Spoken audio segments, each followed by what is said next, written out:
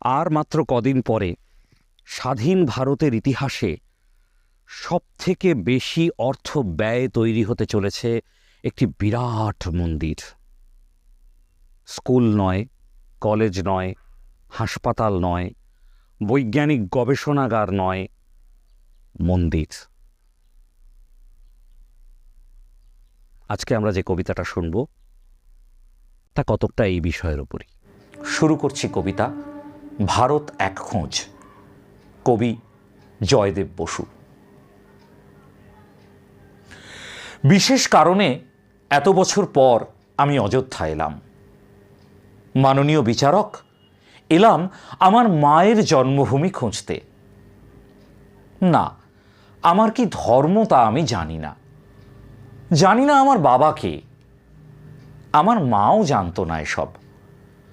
আমার মা